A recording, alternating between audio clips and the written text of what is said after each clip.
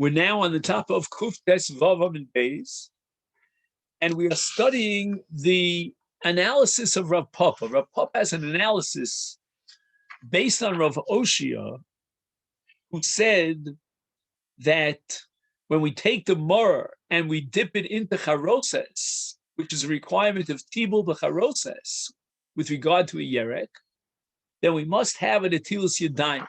Says Rav Papa, when the Rabbana required tibul and you dip the moror into the charoses, what kind of a tibul did they require? Was it a very profound tibul, which means that you have to sink the yerek deep into the charoses to hit the liquids, or was it just a superficial tibul, just dip it on top? That's not real mashkin on. From Rav Osho, who required the tilas yadayim, we see that the tibul that the Chachamim required here was a profound tibul, in which we can guarantee that the yerek, in this case the moror, now becomes liquidated. It becomes tibul b'mashke, because you have to do a profound tibul, which is called sarach l'shkuye, on the top of the amud. You have to really sink the moror all the way down into the charoses, and the question is why. So Rav Chizda, Rav Papa, not only was medayik this from Rav Oshia, but he gave an explanation. What would motivate the Chachamim to establish a requirement that you have to dip the moror deep down into the charoses, so to speak, surround the moror by charoses? And the answer is Mishum Kafa.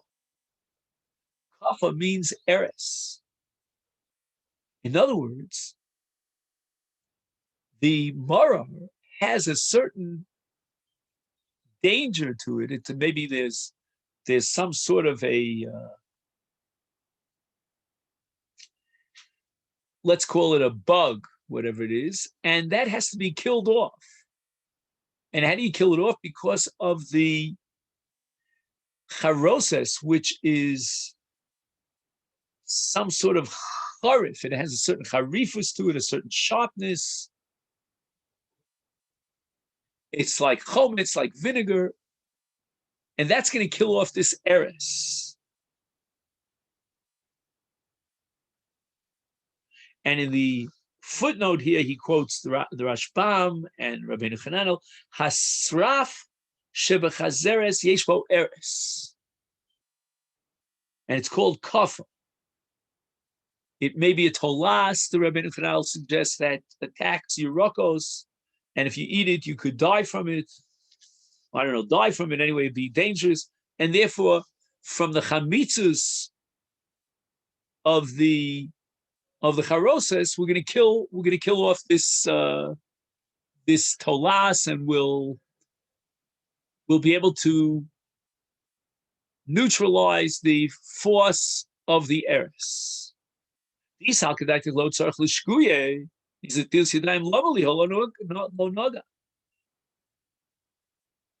Says the following, that if you're going to argue from the opposite perspective, and all we need is to dip it superficially, but not deep down, and surround the moror into charoses by submerging it into charoses, then why would Rav Oshia require netilas yadayim? I mean, the moror didn't get, it's eno metabel mixas min hachazeres v'eno nogeh b'mashkim shebecharoses. In other words, you're worried that his yad, when he dips, and his yad is shnius l'tuma, is going to have a contact with the mashke. He doesn't have to have contact with the he just takes the moror and he just touches it on top of the chazer of the charoses. Gemara says no. We don't require that you submerge the yerek, the moror, totally into the charoses. And we're not worried about the eres, that danger in the chazeres, because kafa mereach mois. This tolas, as we saw in Rabbeinu Chananel, once it smells the charoses, and the charoses has a very sharp smell to it, it dies off. So you don't have to submerge. El lamali netilas yadayim dilma mishakule. We're afraid that if we tell him to do tibul of the Mara in the charoses, maybe he'll come to dip it in deeply, profoundly, submerge it, and he's going to touch the mashka with his hands, and he's going to be mitame the mashka. So there's no proof. The Amar Apopolo Nishe Inish Becharosis. Now that you're talking about dipping the Morar into the Charoses, Rav Papa wants to make another point. Don't let the Morar soak in the Charoses for a period of time. Dilma Agav Chalye, the Tavlin, because the spice, the different spices that are in the Charoses that are sweet, they can neutralize the marirus, the bitter taste of the mar. The mar, in order to be a chefetz of mar, has to have a marirus to it.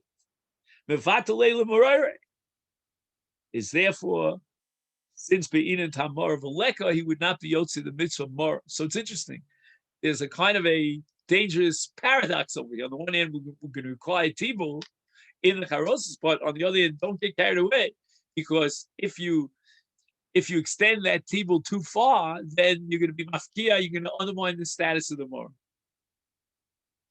Adre Rav Chizla Ravina Ukva. Rav Chizla apparently would take Ravana Ukva on a trip with Tayelimo, Vidorash, and he presented the following halachic ruling: Notal Yoda B'Tibul Rishon, Notel Yadav B'Tibul Sheni. One Natilas Yadayim is not sufficient. He needs a Natilas Yadayim that's generated by the first tibul and a second one by the second tibul. Amru Rabbana Kami to Rav Papa. When they told this, the Talmidim over to Rav Papa, he said, Haba Alma Itmar. He says, you should know that Rav Chizda was not talking about tibul on Leil HaSeder. Bi'alma. Bi'alma means in general on tibulim shel rishus, the whole year round when he dips. And here we have to worry that if he does one tibul and then another tibul, maybe in the middle he was mesiach das. He wasn't careful about his hands. And as we said before, Yadayim Askoniosim. And when he had the first tibul, for which he did until Yadayim, he didn't have in mind the second tibul. So he's mesiach das mishmiras yodam b'tara. But as we'll soon see, Rav Papa is going to say that doesn't apply on the night of Pesach, where at the time of the first tibul he has in mind to do the second tibul, and therefore there was no hesek hadas, there was no hafka of the shmir of his yadayim b'tara. If you're going to say that this statement of Rav Chizda was made in the context of the tibulim of Leil HaSeder, Lamali Natil Sidayim Shei Zimli. Why repeat Natil Sidayim if he did it once before the first tibul? He already washed his hands once. It's an exercise in it's ridiculous to require a second Natil Sidayim. I mean, he wasn't Mesiach Das. He knew up front that he's going to have a second tibul. Amaluhu Rav Papa. And Rav Papa responded to he told Talmidim Adarabba, Hoche Itmar, Afka here in this context, the E Salkid Daitadgalma Lomali Trade Tibule. Why would he talk about two tibulim on a regular day of the year? I mean, there's no mitzvah of tibul. I mean, time to make up a scenario. Elamai, Hoche Itmar, is the Til Sidayim Trey Zimni Lomali. So now you'll ask me, why two Natil Yadayims? He already did one for the first tibul. Why require a second one? The answer is Amri came in the boil of Hilula is Dilma Saske Asufe Daite Mine. Vinoga. In other words, there's a long wait in between the first and second tibul, during which he reads the Haggadah. And he recites Hallel. I mean, this is the first half of Hallel. The second half of Hallel is way later on at the end of after the meal, but the first half of Hallel. So there's a lot going on over here. You know, he's not thinking about his Yadayim now, and therefore he may have come in contact with some Tinuf. He doesn't have a Cheskes Tara on his Yadayim. He can't assume his Yadayim are Tahoros because he has a long wait over here and he's distracted. He's not focused on Shmiras hayadayim, and therefore it is hesech hadas. It requires a second netilas yadayim.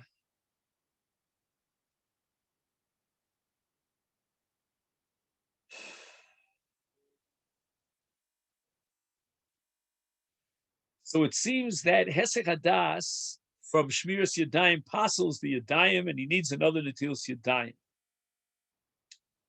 And there are a bunch of Rishonim who say that afal pichen, despite this Gemara and the assumption thereof, b'cheskes tarahim le'inyan brachos utfilos. He doesn't have to assume that he was no ger b'basa b'makom etunav for brachos and tfilos. Rashay lomers hagadav ha'brachos ha'shayach sa gam li'achash l'sichtas shis yodav v'loach miru ela b'inyan tuma lasosan kishniya. Fine. Omar Rav. This is a very, very famous sugya. And here we're going to analyze two different dimensions. One is a comparison between matzah and mar as far as achila is concerned. And number two, what is an achila? How does the Torah and the halach define achila? Omar Rava, bola matzah yotza, bola mara lo yotza. There's a fundamental contrast here between the mitzvah achilas matzah and the mitzvah achilas mar. In the case of achilas matzah, you need a technical, mechanical achila. Whatever constitutes achila, you were yotze.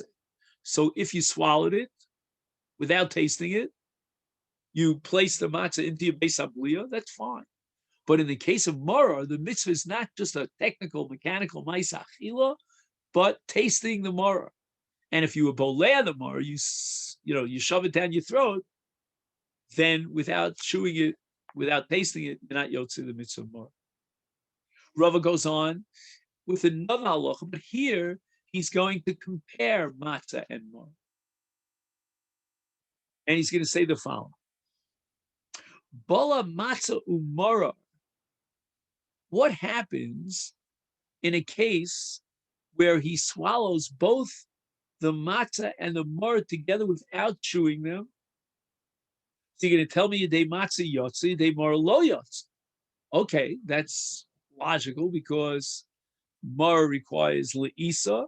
You have to chew it up. You have to taste it. He didn't do so. But matzah requires a technical ma'isa achila. Now the question is how this statement of Rav is going to square with the shita that holds mitzvos mevatlos zuas. What says Rav? Here's where I equate matzah with mar. Krochan besiv. He took some sort of a leaf from a tree, and he wrapped it around the matzah, or he wrapped it around the mar, and he swallowed it without any contact between the matzah and his throat. Is then ubla'an, he swallowed it when it's karach besiv, is af yedei matzah lo yotz. Even the mitzvah of matzah, which we said was a technical ma'isa achila, not yotze, says the Ran, she'ein derech achila bekach. And the Rambam adds, ein zu achila. So it's one thing, bala matzah, bala blia is still an achila. But karcham besiv, that already is mafkia. That already negates the status of a ma'isa achila. Therefore, even in matzah, he's not yotze. Now, let's keep in mind that during the time of the Chachmei Talmud, it was very common to eat on couches, and every individual had in front of him his own personal table. And on the table, they put the food. On the night of the Seder, the Mesubim would gather together for Kiddush, and after Kiddush, they would be Masalik the Shulchan. Very strange. And that's exactly what we want to do. We want to do something strange in order to arouse the curiosity of the children. So there'd be Masalik the Shulchan. Now, what was on the Shulchan was what we call a kara, and that kara had all the mitzvahs halayla on the Seder plate. And where was the kara? Well, after Tibul Rishon, they took away the kara. Omer Rav Shimi bar Ashi, matzah lifnei kol echad v'echad, maror lifnei kol echad v'echad, charoses lifnei kol echad v'echad. Everyone had to have their own kara. Every one of the Mesubin who was at the table, at the Seder table, had his own kara, according to Rav Shimi. You'll see soon a dissenting view. And on that kara were the mitzvahs halayla, the matzah, the moror, the charoses. But now we get to the second dimension, which is akiras hashulchan litzorach hatinokos ein okrin es hashulchan el lifnei mi shomers haggadah. There's one person who's in charge of reciting the Haggadah. And here we have Machlokas Rishon, whether he could be motzi everyone else, or everyone else should recite the Haggadah on their own. Basically, most Rishonim hold that it's good enough for one person to recite the Haggadah for everyone. In any event, there's one person in charge of the Seder, so to speak, of the Kriyas Haggadah. We will be oker the Shulchan in front of him, meaning take away his Shulchan. There's no need to take away the Kara or the Shulchan from anyone else, because we just need to arouse the curiosity of the children. And it's enough we remove the kara from the Omer Sagod. Rav Huna disagrees with Omer, Kulo Nami, we should bring the matzah, the mar, the charos in front of everyone in the Mesubin. And there's no need, to bring the matzah, the mar, and the charosis in front of everyone in the Mesubin. But Lifnei Mishomer Haggadah. No, Rav Huna is saying that to the same extent you only need an akiras hashulchan from one person, the Omer Haggadah. So too, the kara itself with the mitzvah laila only has to be placed in front of the Omer Haggadah. Rav Huna. So it's very interesting that the Gemara concludes Rav Huna is correct, and to the same extent that you don't need an akiras hakara, akiras hashulchan in front of every single member of the Mesubin, just in front of the Omer Haggadah, so too, as far as the kara itself, we don't need to supply every single member of the household or any of the Mesubim, every one of the Mesubim with a kara. One kara is enough. Now, it could be that if there are different families eating together at the same Seder, then each family, to some extent, is a separate unit. So let's say you have your son-in-law on your left and you have your other son-in-law on your right. The children of each one are going to be asking the manishtana. So you might want to have an akiras hashulchan from each one of them. Each one should have his own separate kara. But technically, if we're all eating from the same shulchan, then we don't have to supply, according to Rav Huna, we pass each person with his own kara. Lama ofker es hashulchan amid Rav Yanai kadeshi akira tinokus v'yishon. And the Gemara tells us a very cute story about this. Abai Havi Yosef coming to Rabbah. Abai was sitting at the night of the Seder in front of Rabbah. Rabbah was his Rebbe. Chaza de Kamadli Tacha Kameh. Abai noticed that they were lifting up the shulchan, this mini table, in front of Rabbah after the first table. Abai his curiosity was piqued.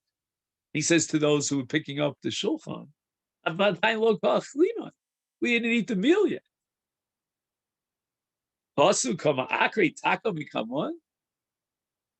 We didn't eat the suda. You're already coming and taking away the table. Don't take away the table before we eat from the table. Rabbi said to Abaye,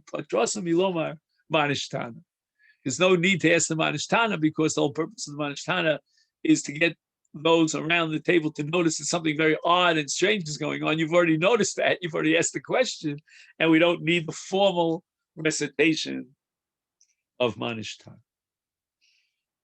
Now, to understand Shmuel, which is going to end our daf for today, we quote the pasuk in 16th chapter of Dvarim. It says there, Lo sochal of chamish v'yom tov matzos lechem oni.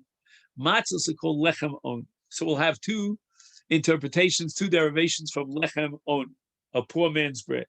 Amar Shmuel, why is matzah called lechem oni? lechem sha'onim olav dvorim, that we recite the Haggadah and the Hallel over the matzah. And that's what the Gemara always tells us. We'll get to it later, and it's in the Haggadah, b'shoshesh matzah umar munachim lefanecha. And that means literally that the matzah should be there at the time of the Haggadah. And that's a kiyum of lechem oni.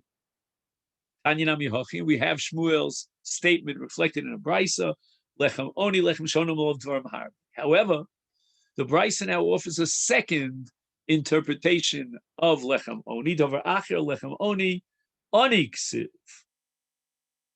In other words, in the pasuk, it doesn't say oni with an extra vav, but rather it says oni without the vav. If it says oni with a vav, it means onim olav dvarim har, we speak.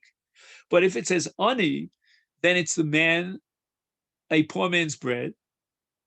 And what does this teach us? Ma oni darko beprutza, that a poor person, in order to save money, goes into the bakery, says, you have any broken pieces of matzah?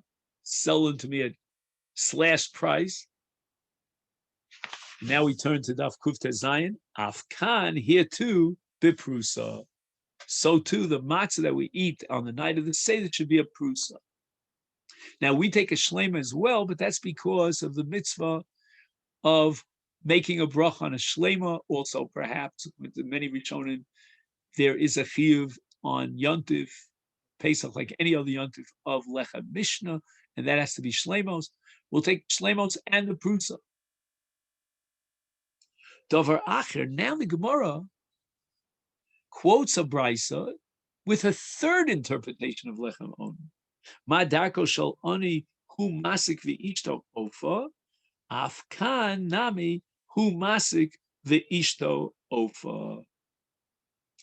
What happens is, when an oni bakes his bread, he, the oni himself, the husband, he'll turn on the fire of the oven, and ishto ofa.